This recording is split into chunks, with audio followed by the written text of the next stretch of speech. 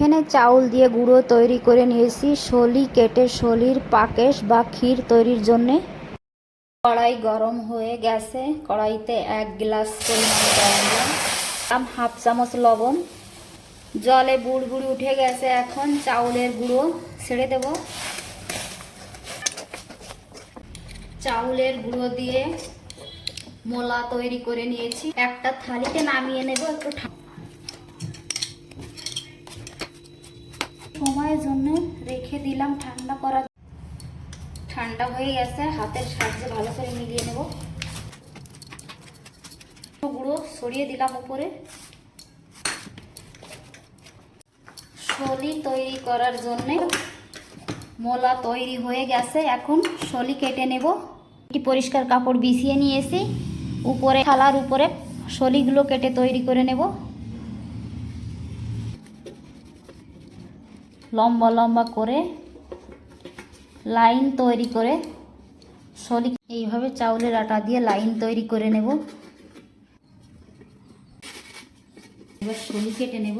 অনেকদিন তৈরি করি না, পিঠে বেশি করে শীতের সময় তৈরি করি, কিন্তু গরমের মৌসুমে তৈরি করে ফ্রিজে রেখে দিয়ে খাওয়ার মজাটাই। এভাবে সলিগুলো তৈরি করে নেব, থালায় উঠাই নেব। সলি কেটে নিয়েছি, এখন ক্ষীর তৈরি করব। বাদাম কিশমিশ ভিজিয়ে রাখছিলাম, বাদামের ছিলকা ফেলে দেব। আমন্ড দিস্তায় দিয়ে দাঁড় দাঁড়া করে কুটে নেব। বাদামগুলা দাঁড় দাঁড়া করে কুটে নিয়েছি। কিশমিশ ভিজিয়ে রেখেছিলাম, নারকেল কুড়িয়ে নিয়েছি। নমস্কার ফ্রেন্ডস, যে যেখান থেকে ভিডিওটি দেখছেন সকলকে স্বাগতম জানিয়ে শুরু করলাম আজকে রেসিপি। আজকে তৈরি করব দুধ দিয়ে সলি পিঠা। দুধ জ্বালিয়ে নেব। দুধে ভালোভাবে জাল হচ্ছে, জালের ভিতরে দিয়ে দিলাম। চিনি দেওয়ার পর দুধটি ভালো করে জ্বালিয়ে নেব। 3টা তেজপাতা দিলাম। দুধ তৈরি সলির পায়েস রান্না করার জন্য দুধের কালারটা একদম চেঞ্জ হয়ে গেছে।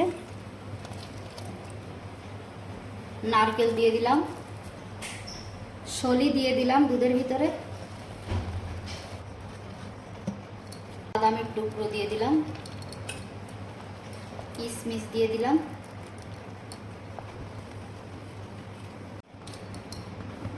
স্বাদের জন্য 1 চুটকি লবণ দিলাম। সলির ক্ষীর তৈরি হয়ে গেছে।